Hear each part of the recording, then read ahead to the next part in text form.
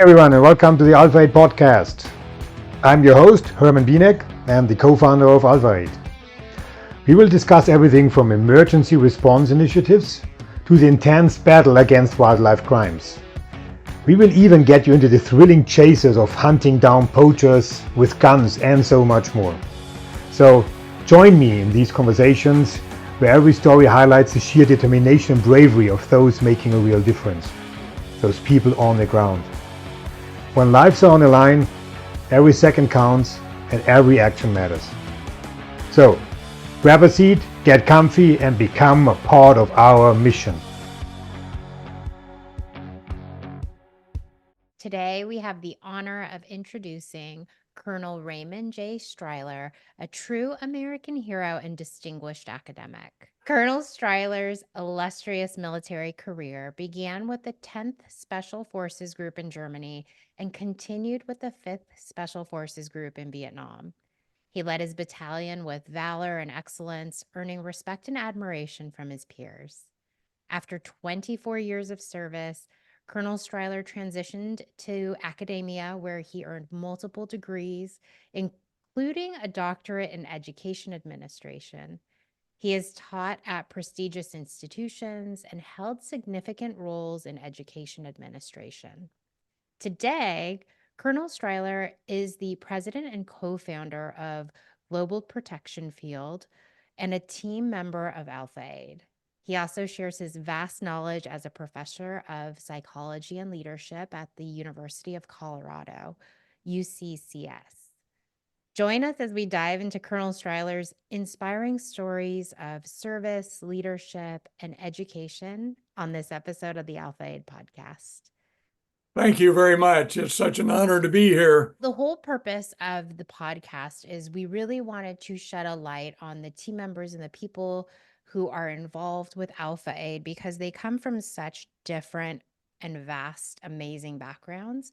So we were wondering if you could turn back the clock a little bit and give us some background information on how you got started with Alpha 8. Oh, that's easy. Thank you very much. Basically, Herman and I share a lot of commonality, and Herman started GPS, Global Protection, and he brought me in because of our friendship and because of working together and because of my background. So how does my background fit into forces portion of my background and the way I think? I go after the indigenous problem areas and try to solve those. And certainly one can do that in Africa, one can do that around the world. And I believe Herman recognized that in me, and we just developed a great partnership and a friendship, and we helped each other along. He helped me more than I helped him, but that's beside the point, particularly when we went to Africa. There's a common thread that's kind of pulled through all the team members of Alpha 8, and that's the fact that they lead with purpose and they lead with wanting to serve and help others. Has this always been something that's ingrained in you? And if so, can you kind of shed a little bit more light on that? That's a very good question, and I've been thinking about that a lot because I have a grandson in Marine Corps officer candidate school. And before he left, we took long walks on the beach. And I tried to distill in him the principle of leadership. And I've taught leadership all my life. I've taught emotional intelligence, psychology, and kinds of subjects. But my grandson, Zach, and I were walking along the beach, and I knew he was just about to enter OCS. So I knew exactly what they would be doing. Number one, they're going to be trying to get control of his brain, and they're shouting at him, and they're spitting all over him with bad breath, and they're pushing and pulling. And voila, today, I understand you cannot touch the cadet. And I thought, well, that's new to me. I mean, in the old days, if you screwed up, they would whop you upside the head and get you straight. But that's generational differences, and I recognize that. The principle is still the same. They try to get into your head group and try to take over. But I recommended one of the great writers, Victor Franco, I think it was, wrote about In Search of Meaning when he was in a POW camp, and he explained the whole concept inside the brain. So I was trying to explain that to Zach, and I said, for example, I said, they'll give you a leadership problem, and they don't worry about you accomplishing the mission. For example, they'll give you 4 other people. You'll be the leader, and they'll say, take this 55-gallon drum across this water and accomplish the mission or whatever. Well, guess what? The check sheet for the graders does not have to do so much with the accomplishment of the mission. Believe it or not, that's not part of the grading sheet. But what's on the grading sheet is how you empathize with your subordinates, because you're the squad leader, you're in control, you're the leader. And how do you recognize the problem, number 1? And do you do something about it, number 2? And do you delegate and work with your people, number 3? That's on the checklist. And that's what they're looking for.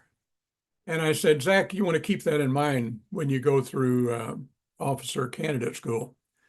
So we talked about leadership a lot. We talked about how he can control not necessarily his emotions. Emotions come through the amygdala, and the emotion is expressed on your face. And you do these innuendos and stuff, and you show your emotion. As a leader, you want to take advantage of that. Now, you ask me, how far does this go back? I think it goes all the way back to my childhood. I was kind of a mediator. When a fight would come up, somehow or another, I would get in the middle of it and break it up. It sounds crazy. So you would think my parents would say, he's going to be a lawyer. Now, that didn't work out that way.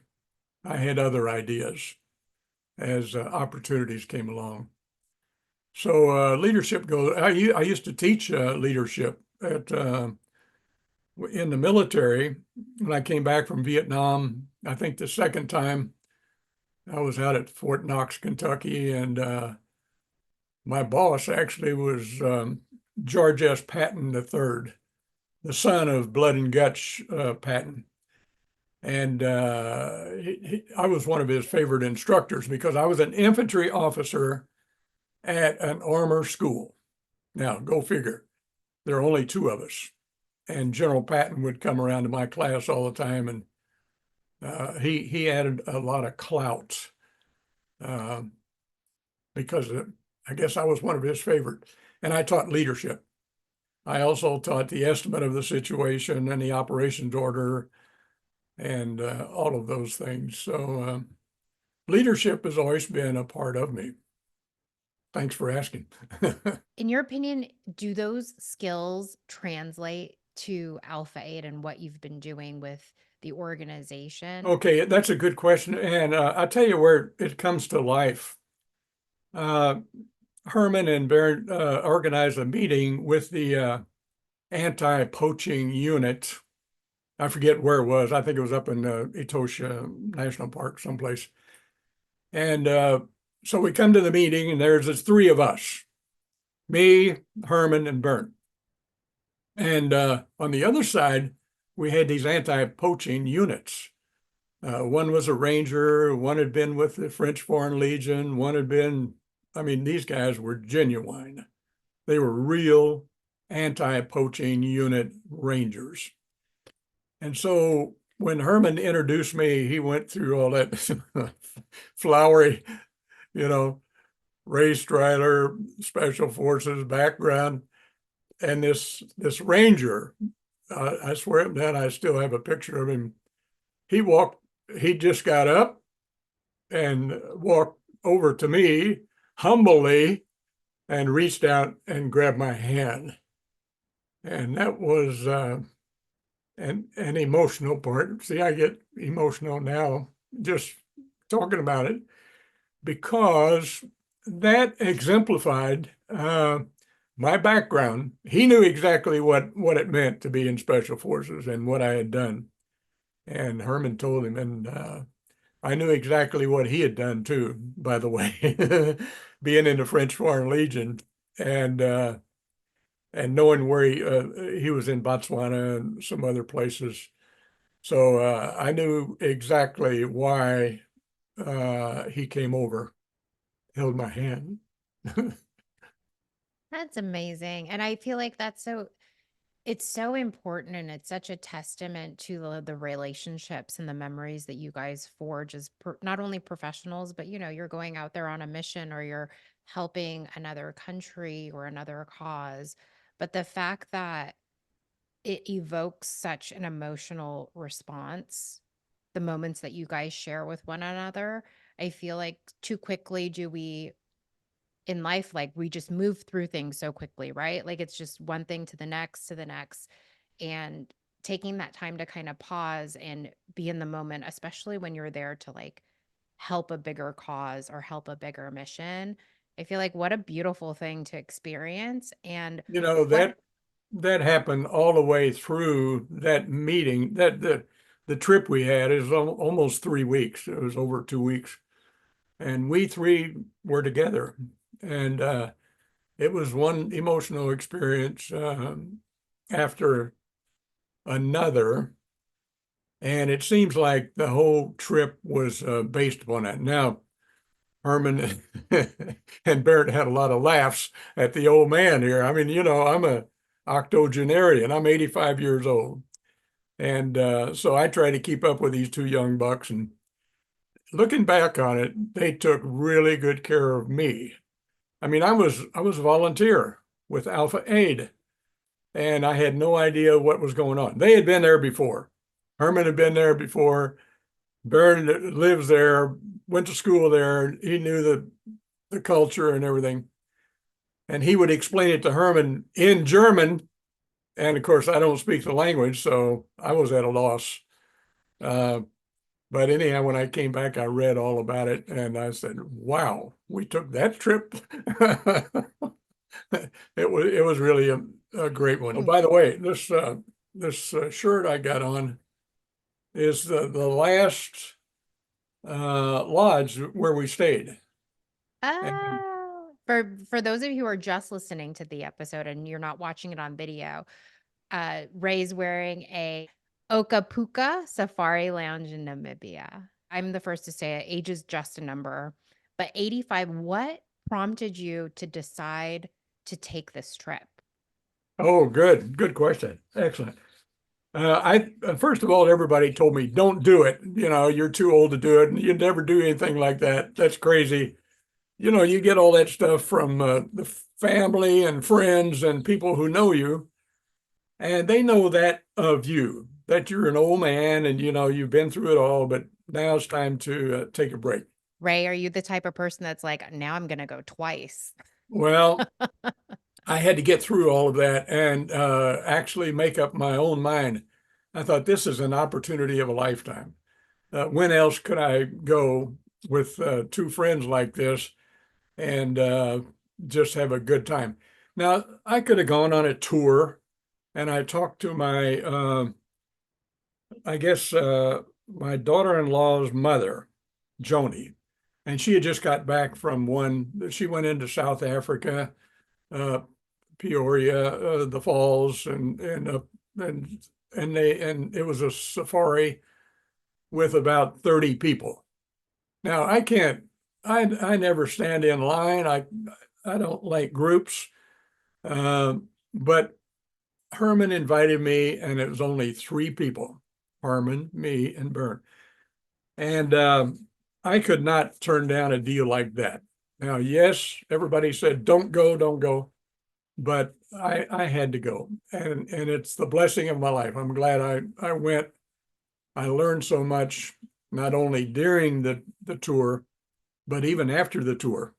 We're still talking about it and reading about it and still learning. I'm learning. Clearly left such an imprint on you, an impression with you that, here you are, fast forward. How long ago has it been since the trip happened? 1 year ago. It was actually in September last year. Wow. And yeah, so it's been a year, but I still read about it, think about it. And one of the best authors I was introduced to when I came back is Paul Theroux, Theroux, I think it was, a French, English, actually an Englishman, a very well-spoken and recognized author.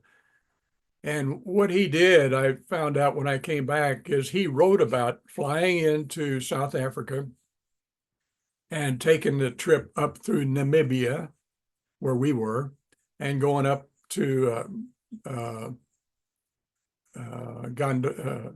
right above Namibia. I want to say Andorra or something like that. Yeah.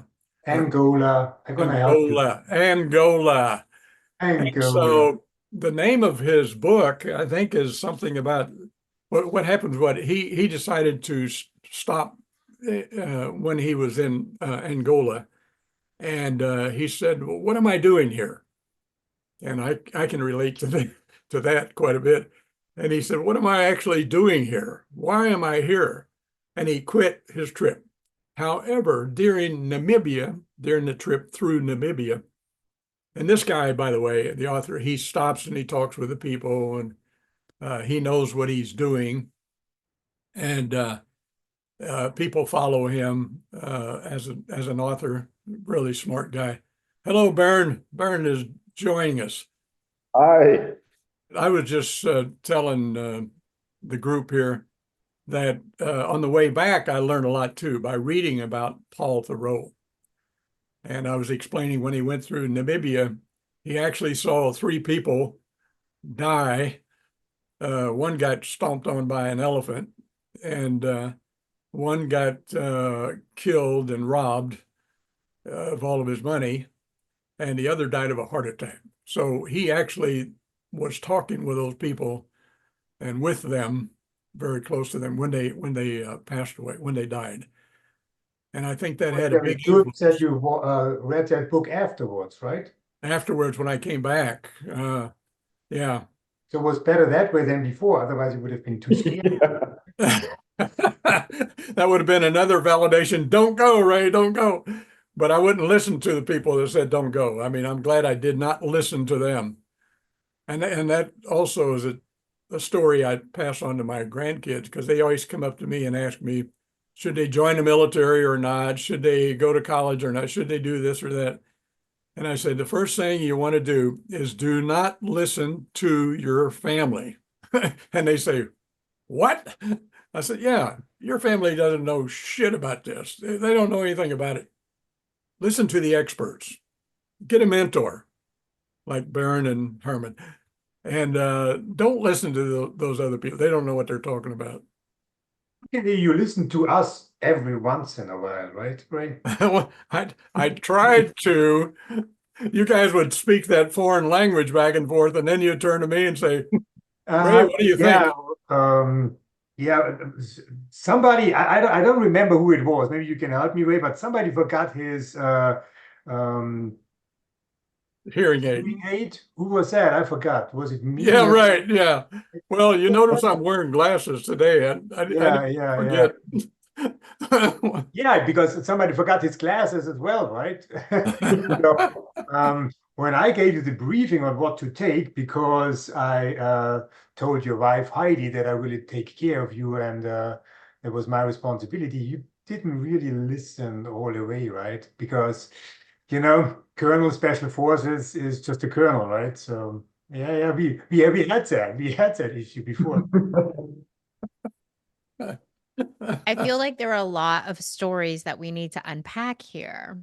So Herman, we'll start with you. Share a story from this trip, and then we're gonna go through. We're gonna ask Bern and we're gonna ask Ray to share 3 separate stories. Well, there are many stories, but It started that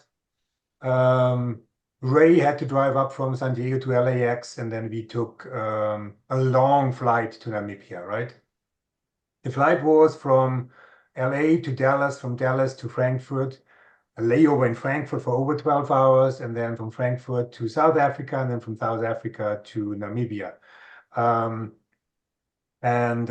This is quite contained so far, but I started to having some communication issues with Ray, and I realized he can't hear me, and he has bad hearing because of all his incidents at war, right? A grenade exploded right next to him when he was in the 30s, and here goes your hearing, right? But he has very great hearing aids, like state of the art. I always learn about the medical side of like hearing aids and everything, because you have state of the art hearing aid which you can, manipulate with your phone now.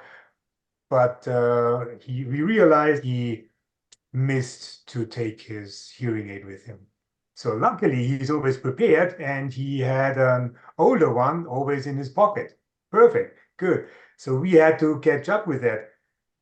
I also, in those 2 days before arriving in Namibia, I also realized that he forgot his real glasses. So we had to deal with some emergency glasses as well, which is fine and great. And then I guess we were ready to go. And then we arrived in Namibia, and there are some more stories to unfold because of not the right hearing aid or not the right glasses, or the story I think we all have to pitch in was when we went for that one rhino early in the morning, where I think the best way is that we all pitch in. It was we saw a rhino family with a calf about 3 weeks old, and we tried to see that calf and the mom again. So we took a tracker and we went out in the wild early in the morning at about 4:30 in the morning, and then we started stalking the tracks. At that point, you don't know how far that family is away from you. It could be 2 miles, it could be 500 yards, right? So you go in single files, just as in the military or special forces, and you step in the footsteps of the team member in front of you, and you just keep it silent, right? Because it's a wild environment. And when the tracker in front of me, I was number 2, the tracker in front of me said, we could be in the area. It was whispering and gave me a sign to be silent now. I passed that on to the person behind me, which was Ray, and to Bernd. But then a couple of seconds later, I heard that somebody really stepped on a twig very loud, and I go, oh my God. And then somebody started coughing for about a minute, and I'm like, oh my God. Like and then I imagine myself, I'm somewhere in the military, and now every second somebody's attacking me because our location is been blown, and everybody knows where we are. Like, oh my God. And you don't know what to do. You cannot really yell at that person because you got to be silent. Like, man, get it together. God damn it, Ray, right? We moved further. He kept making a little mistake and noises here and those noises there. And I'm like, oh man, okay, the old colonel, fine, good. And then the tracker gave me another sign. We are close. Be ready now. Now it's serious. We are close. The rhinos are right in front of us. And I passed that on. And then you really stalk slowly, and you really concentrate of every step you make and every movement you make with your body, right? Just like in the military. And then suddenly something or somebody grabbed me on both of my hips and tried to drag me down and shook me around, and I was like, what the hell is happening? And it took more than just 1 or 2 seconds. And I almost got mad here, and I turned around, and it was Ray trying to get a hold of me. And Ray just, I guess, misstepped, but we're going to hear that in a second from him, and tried not to get in those really thick and tough thorns, right? But then seconds later, we finally saw the rhinos, and everything was suddenly behind me. Everything was quiet and fine. And I need to refer to Bernd on that because I was basically the point man with the tracker. I did not know what happened, but before I had issues that every team member behind me was making noise. Suddenly, there was no noise anymore. Yeah. Yeah, it was actually quite funny. I was right at the back, and yeah, you were talking about the thorns. We've got some nasty thorn bushes here, which one directly translated into English means wait a bit, because they've got one straight thorn and one curved thorn right behind it. And so when you get in there, you actually stay there for a while because it either gets stuck in your clothing, or if you're not that lucky, it gets stuck in your skin. And you don't want to tear that away because they hold on. They make you wait for a bit. And we were right in the stand of these bushes. And yeah, we were like not only worrying about the ground, what is on the ground, do we step on twigs, where can we step? We also had to think like, no, we can't touch these trees or these bushes because yeah, they definitely will hurt us. And it was actually, well, sorry, Ray, but it was funny to see from the back. Well, it was not funny for me. Now, I'll tell you the real story. First of all, I agree on the coughing. Herman tells a good story and Bernd tells a good story. But I actually tripped on one of those gnarly, pointed, thorny things. And I didn't want to fall to the right. I knew I'd fall right into him. I didn't want to fall to the left. And the only choice was Herman. He was right in front of me. And I just fell forward. I mean, I really did. I swear up and down, I just fell down. And thank God Herman was there. I mean, that's my side of the story. Oh, Lord. Good memories.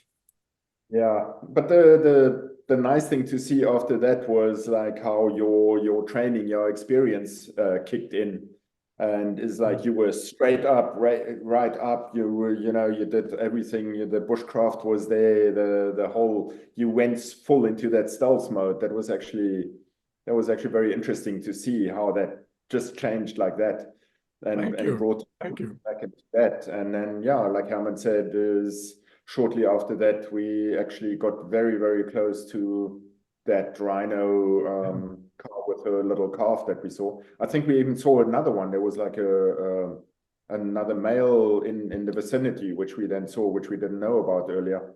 Yeah, we were in between the male and the female, I think. Not a good for a while. It was like a bit, yeah. There are no trees to climb in the area because there are lots of trees or bushes, but you don't want to climb them because yeah, they don't like you. Yeah, I think we were like less than 100 feet. I think like 60, 70 feet away from them.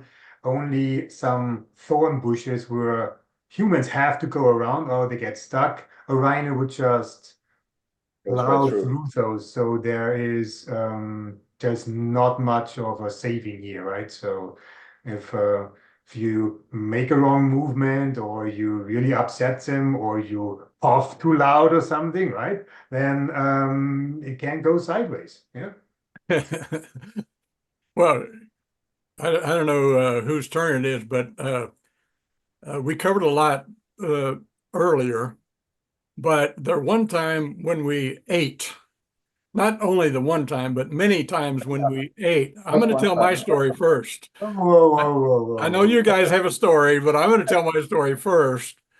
And I'm going to tell you the way it came from in my brain, my perception of what happened. So we sit down and order at the meal. Now I'm just talking about dinner or lunch or whatever, not breakfast yet. That's a whole story.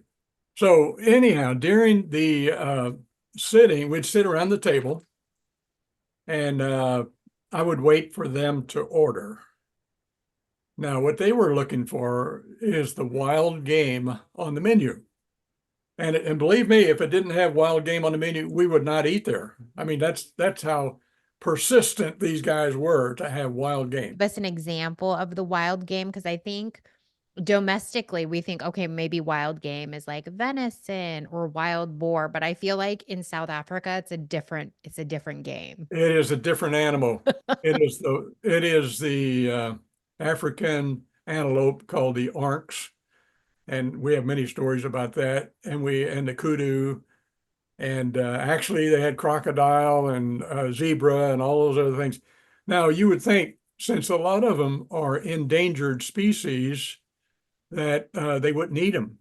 But I mean, one animal can feed a whole lot of people for a long period of time. Anyhow, that can be built into the sustainability plan of protecting the wildlife. We were aware of that.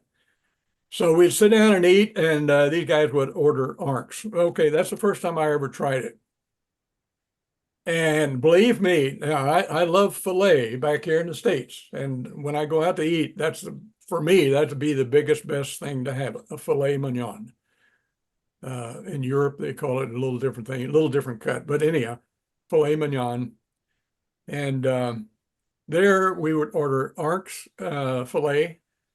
Believe me, it's the best steak I've ever had in my life. I mean, it was amazing. And then, of course, after that, we had kudu and so on and whatever else, zebra. And I didn't like it as much, I'll be honest with you. But they would order, and I would say, I'll have what they're having. And so that way I overcame the hearing part. I couldn't hear what the hell they were talking about. I couldn't read the menu. So I had to say, please give me what they have.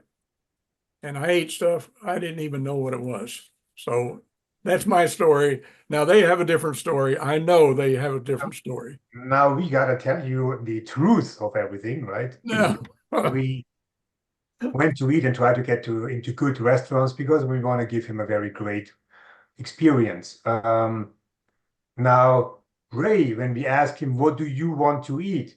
Ray wanted to eat fish, but we were about 5, 8, 10, 20 hours away from the ocean sometimes. And we asked him plenty of times, Ray, did you see any kind of cooling truck or cooling unit in Namibia? Did you see anything for like transporting or, keeping the fish fresh? Do you really want to eat fresh fish here? Yeah, okay. He went for the fresh fish. We went for fresh meat. And for example, an oryx is like the deer in Western Europe or in the Americas, right? You have plenty of them. And we ate oryx, which is apparently really good food. We tried not to eat fish because if you would be really fast and the fish is 2 days old without refrigeration, so we didn't want to do that. And by the time the trip came to the second week, we could actually educate Mr. Colonel Striler about that as well, that we should maybe all eat fresh food. But that's my story. What about Bernd? Yeah, I concur with the combination of these stories. It was quite obvious, and it's like, yeah, Ray, what are you gonna have? Yeah, I'm gonna have something light, like maybe some fish today. I'm like, okay, cool. So the waitress comes around, we order our meal, and then he's like, I'll have what they're having. And the fish went out that window. Well, I think we only had fish one time at Walvis Bay, where you live, right there close to the coast. And that's right on the coast. Yeah, so it's quite sensible to have fish and seafood here, because we should keep that as official story. Yes, we ate fish once. Really. Yeah. I want to say in defense of myself, listening to Herman's story about what I brought with me. He gave me a list of everything to bring with me, and I complied, I thought. But I had old glasses, old hearing aids. But when I first got the mission, I thought, oh, we're going to go to Africa. Well, I'm going to have a generator to power up anything I have. I'm going to have one of these solar panels. And I went out and bought a generator and a solar panel and sleeping bag. And, I was thinking military. I was thinking, we're going to be camping out. I was thinking there'd be a tent and all that stuff. Well, guess what? They tricked me. We stayed in lodges, a different lodge every night. We went on safaris, sometimes 2 a day, morning and night. And even one night, morning and night and midnight, when they fed the lions. And I went and I took pictures of that. And so we went on safaris all the time, because people coming back from Africa, they're with a tour, and they say, well, how was your safari? Duh. I mean, we had a safari every goddamn day, maybe sometimes 2 times. And they went out to one safari and they saw the elephants and came back. But we saw every day, we saw zebras, elephants, giraffes, you name it, it was there. Because we went to Etosha National Park and other national parks. And thank God we had Byrne there to show us around. And he called ahead of time. I didn't realize this. One time, by the way, we covered over 3,000 miles in the whole over a 2-week period of time, 3,000 miles. Now, we're not talking about highways and freeways. We're talking about dirt roads in Namibia, because when you get away from the big cities, that's all you're going to have is dirt roads. So anyhow, Baron would kind of educate us on the culture and what's going on and why this and why that. And believe me, I asked many why questions. We had to go to different game reserves and the different farmers to evaluate the animal, the poaching situation, the anti-poaching units. We worked with anti-poaching units, with different anti-poaching units in different areas of the country. So we went basically zigzag up and down, right and left all the time. So that's why we saw so many different things in such a short period of time. And we just could tried to get any kind of accommodation we could. And of course, we thought of giving you a little bit of a good experience as well. So we sometimes chose a better one instead of just sleeping in the car or something. But as you also said is we drove a lot. You guys got to imagine that we were sitting in the car for 12 hours, right?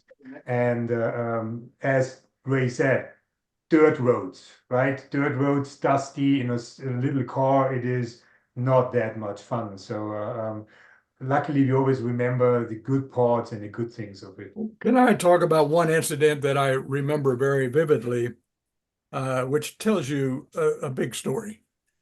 We were in a town, and Byrne went into the police station to get some papers signed and do official administrative things. And then Herman and I sat in the car. We had to rent a vehicle, a 4-wheeler, which got into the sand and had a hard time getting out. But that's another story we'll tell in a minute. So we're sitting in the rent-a-car outside. And I wanted to get out. I mean, we could see it was going to take a little while. And I wanted to just stretch my legs. And so I asked Herman, is it okay to get out? Yeah, it's okay to get out. So I got out, and immediately the population, the young guys were teenagers and a little bit older who didn't have a job. And I don't know what the unemployment, but it's very high. People standing around doing nothing, looking for opportunity. And they saw this old man, me, standing there by my car, pretty nice car, new car, 4-wheeler. And they saw me and they assumed that I had money. And immediately it was like a fly trap. They pounced all around me. And Herman got out of the car. Herman's a little bit bigger than I am, and younger and stronger. And he puts a statement out there. I mean, like, don't mess with me. And Herman gets out of the car, and all of a sudden they kind of backed off a little bit. And I could see what would have happened if Herman hadn't been there. And then I could see what did happen when Herman was there. He got out. He said, Ray, he said, don't let him come close to you. Don't let him get near you. because they would pick your pocket or whatever they would do, or, Now, Herman might want to add to that story, but that's the god awful truth that he saved my life right there. And then Bern was inside doing all administrative stuff and everything. And I think when they get around Bern, if they ever do, which he'll just talk in their language, Afrikaans or German or whatever works. Their actual language of the land is English in Namibia. I think So what you have to tell everybody is that it was your first time in Africa, and we told you that Namibia is kind of like Africa for beginners, right? And I let actually Bernd talk about that as African, but you just had your first experience in an African country, right, Bernd?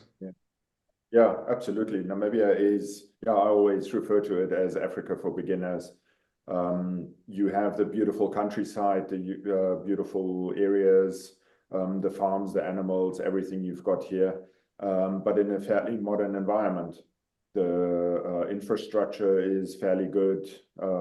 It's a very quiet, very peaceful country. So yeah, it's fairly easy to travel through Namibia and see everything. You've got banks in every village, you've got mobile phone reception pretty much everywhere along the major routes. And so yeah, it makes it very easy to travel in Namibia. Yeah. And it was actually quite interesting, like when you were out there and you had your encounter with those young guys. I was in the police station, and the lady that was helping me to get my paperwork done actually looked out the window and she said, "Oh yeah, these must be your friends there. They've got some fun with the locals." That was my idea, to talk with the locals, but not always a good thing to do. Yeah.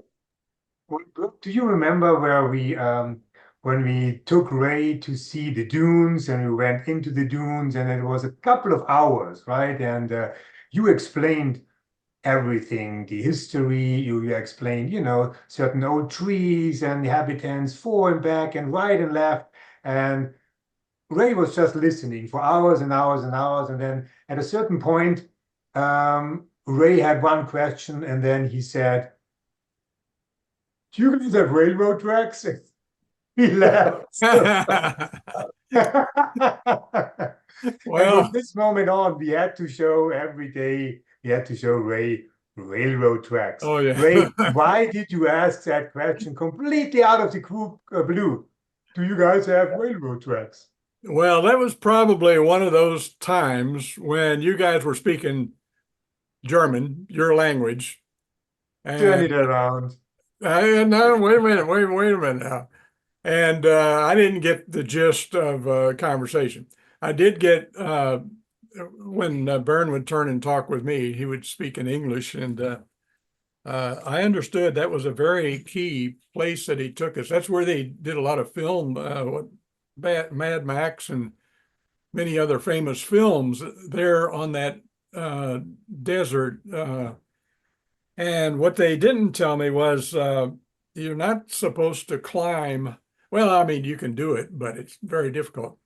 You're not supposed to try to get into this and walk up the side of the mountain. Well, I tried that, and I found out that mountain is not as solid as it looks. It looks like it's, you could just walk up the mountain. No, it's sand. And when it goes down to your knee, I mean, your foot goes all the way into the sand down to your knee. It's very difficult to walk up.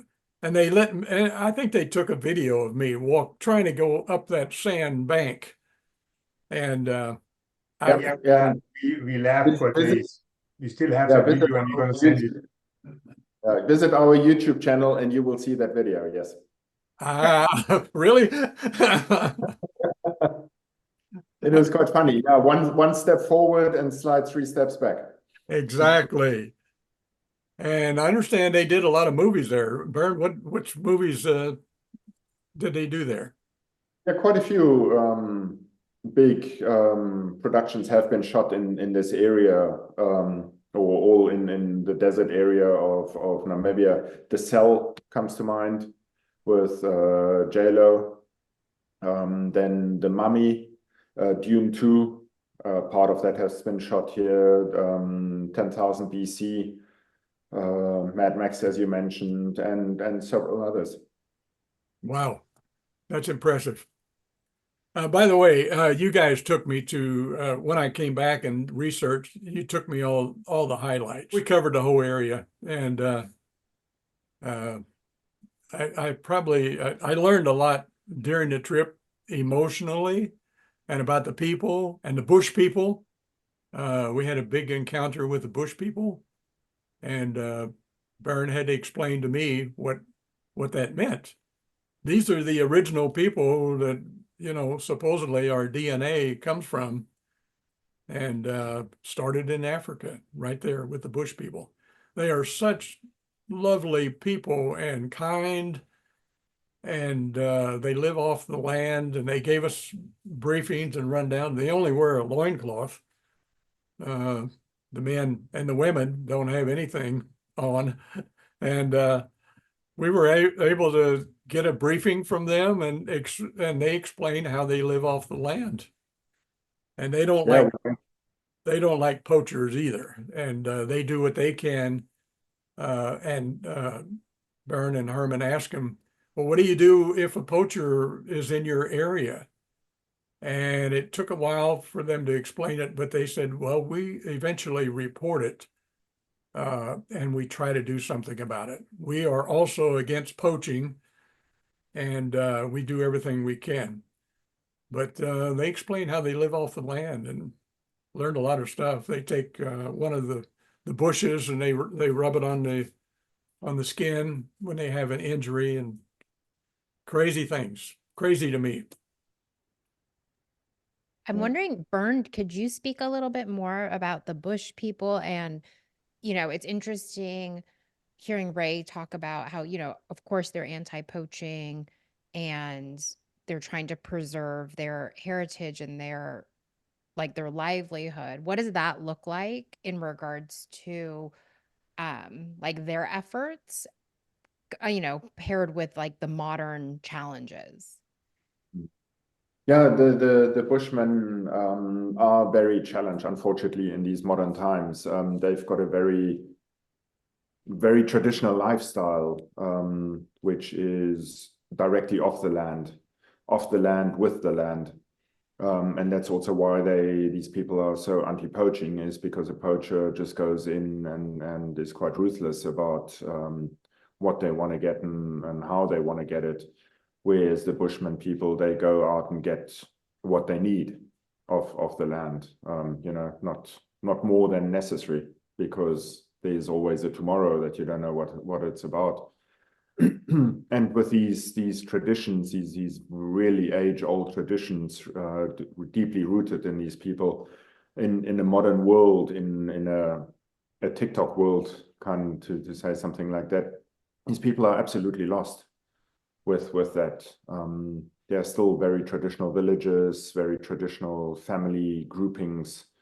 Yeah, so it's not very easy to be a young bushman in this day and age. Wealth of knowledge there, and which these two guys that we went out with, it was Kai and I forgot the other guy's name, that went, two young hunters, very wicked sense of humor, and a wealth of knowledge. And they took us around their area and their hunting grounds and showed us the tracks of the animals, the plants that they use, some old paintings which are around about estimated about 5,000 to 7,000 years old. Apparently now they found some that are even like tens of thousands of years older than that on the rocks, rock engravings, and their modern interpretations of what they are seeing there.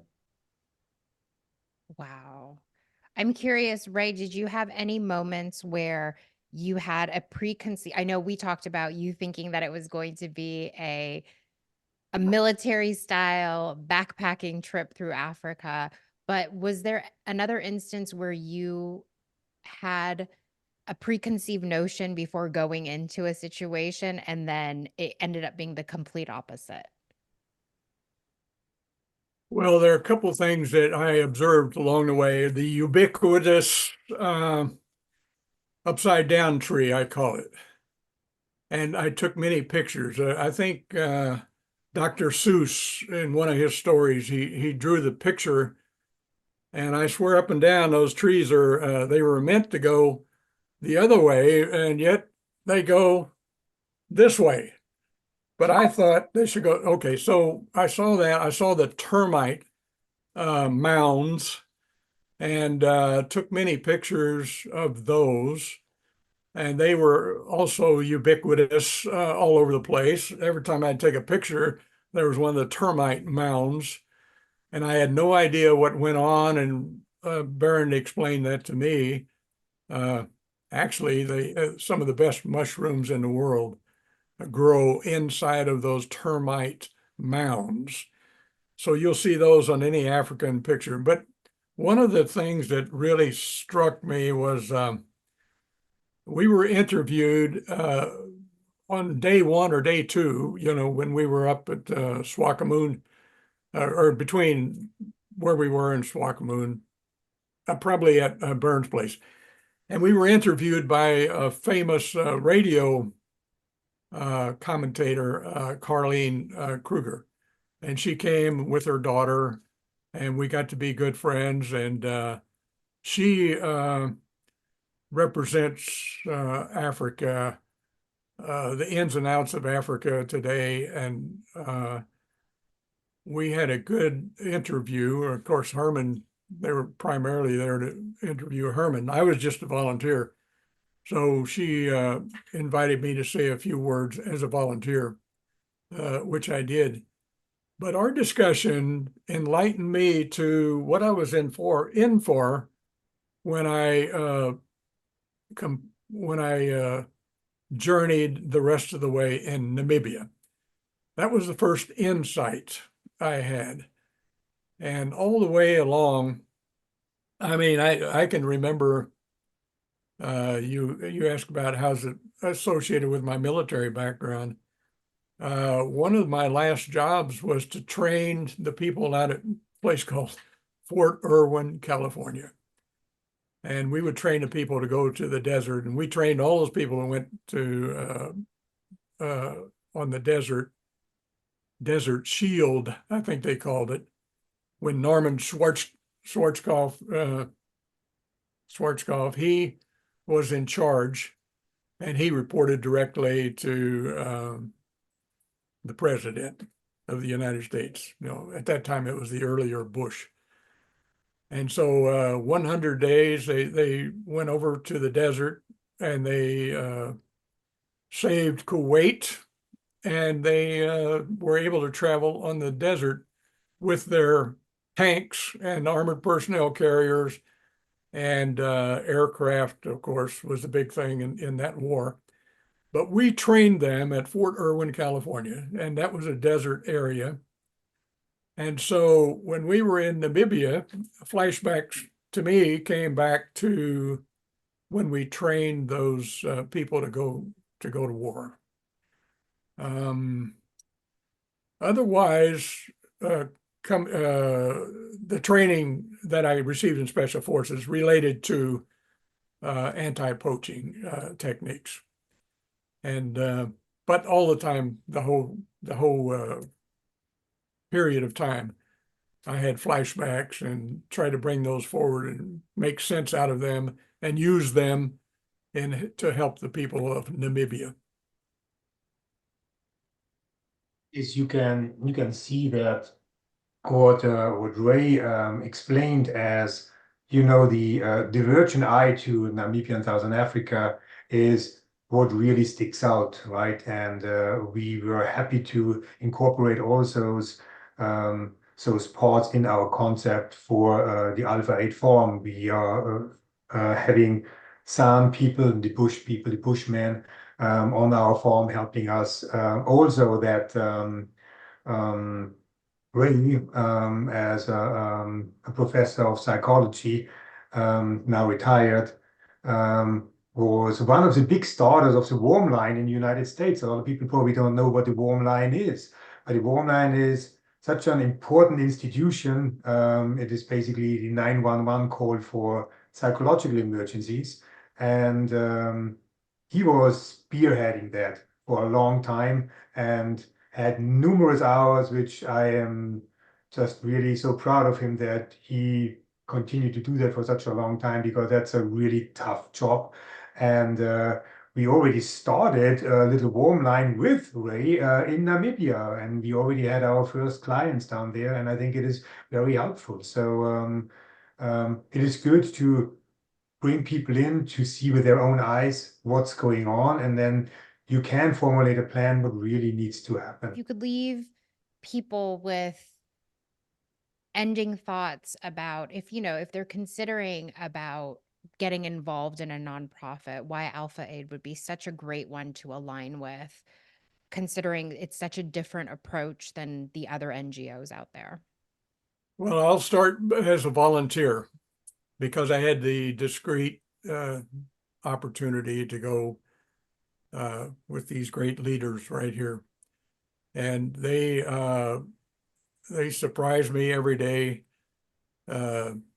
Namibia surprised me every day. And it was an opportunity for me of a lifetime.